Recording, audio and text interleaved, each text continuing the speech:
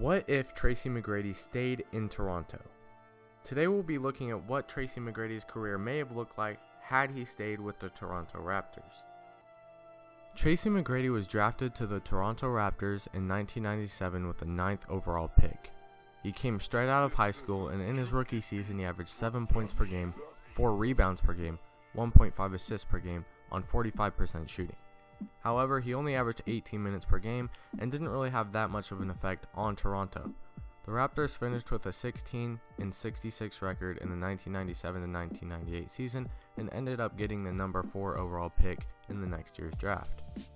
They ended up drafting Anton Jamison with the number 4 overall pick, and shortly after, on draft night, traded Jamison to the Warriors in exchange for Vince Carter.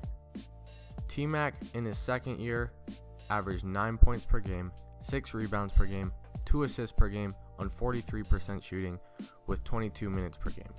So his numbers slightly improved, his minutes slightly improved, but still not that big of an impact. In Vince Carter's rookie year, which was T-Mac's second year, Vince Carter averaged 18 points per game, 6 rebounds per game, 3 assists per game on 45% shooting.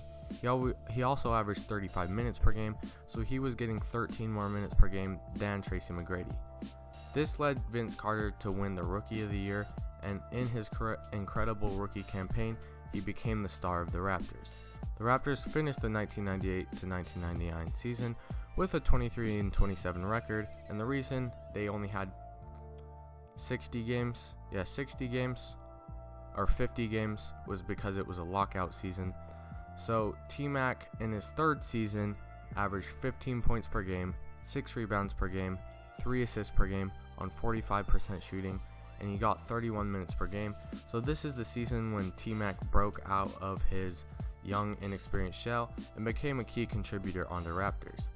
Vince Carter improved on his amazing rookie numbers and averaged 26 points per game, 6 rebounds per game, 4 assists per game on 47% shooting, and he averaged 38 minutes per game. The Raptors finished with a 45-37 record, which was a franchise best at the time, and earned the 6th seed in the East. Unfortunately, they got swept in the first round, but Vince Carter did make the All-NBA third team. Tracy was frustrated with his role, however. He wanted more minutes, he never got to take the big shots because Vince was always the star, and he just wanted to be the man. He wanted to be the star of the team. So after the 1999-2000 season, T-Mac left Toronto and joined the Magic. The Raptors had their best season in franchise history that year, finishing with a 47-35 record, and they earned the 5th seed in the East. Vince Carter also had the best season of his career that year with 28 points per game, 5.5 rebounds per game, 4 assists per game, 40 minutes per game, which is absolutely ridiculous. T-Mac on the Magic in his first year of being a star player averaged 27 points per game, 7.5 rebounds per game, and 5 assists per game on 46% shooting, and like Vince, he also got a ridiculous 40 minutes per game. So in the first season that T-Mac left, it looked like things were going to work out for him. He was having pretty much as good of a season, if not better, than Vince Carter, and he got to be the star player. Orlando finished slightly lower than the Toronto Raptors, with a 7th seed in the East with a 43-39 record. Both teams, however, were knocked out, Orlando in the first round and Toronto in the second round. But what if T-Mac were still on the Raptors?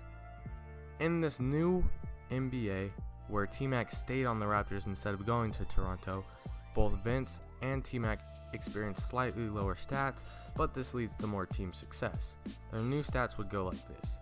T-Mac would average 22 points per game, 6 rebounds per game, and 4 assists per game with 35 minutes per game. Vince would get 24 points per game, 4 rebounds per game, and 3 assists per game with a few more minutes than T-Mac with 37. The Raptors would finish with an insane 57-25 record, which would earn them the 1st seed in the East. In the original 2000-2001 playoffs, Toronto pushed the Sixers to 7 games, but unfortunately lost in Game 7. In the new 2000-2001 playoffs, with the addition, or not addition, but with T-Mac instead of whoever replaced T-Mac, the Raptors end up winning in 7. The Raptors face the Bucks in the Eastern Conference Finals and easily win the series in 6. Unfortunately, they find themselves up against the Lakers, the legendary Lakers with Shaq and Kobe, and they end up losing the finals in 6 games. Without T-Mac, the Orlando Magic end up finishing 29-53, and they draft Eddie Griffin, who turns out to be a bust, so they're still in search of a star after losing out on T-Mac. In the original 2001 to 2002 season, the Magic finished with a 44-38 record.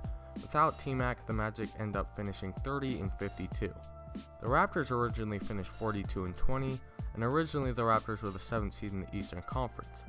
The Magic finished with the 5th seed, and both teams were knocked out in the first round. In the new 2001 to 2002 season, the Magic don't even make the playoffs, and the Raptors once again get the 1st seed. The Raptors cruise through the first 3 rounds and meet the Lakers in the finals once again.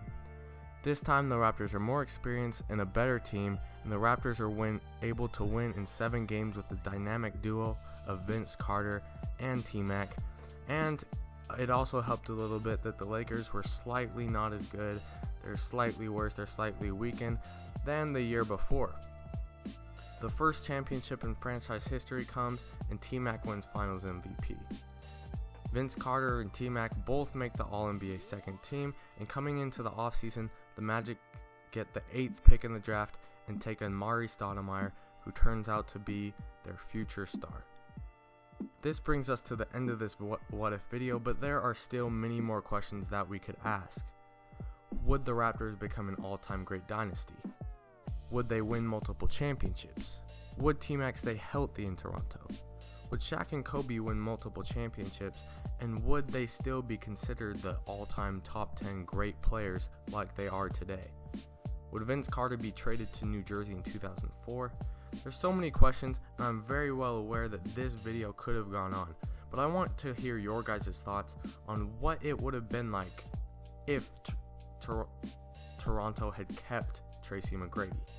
What if Tracy McGrady had stayed and Vince Carter, Chauncey Billups, Muggsy Bogues, all those guys had stayed in Toronto and created a dynasty? Please leave your thoughts on what would have happened if Tracy McGrady had stayed. This video took a lot of time to put together, mostly the research. I thank you guys so much for watching. Please like and subscribe if you enjoyed, and I will see you in my next video.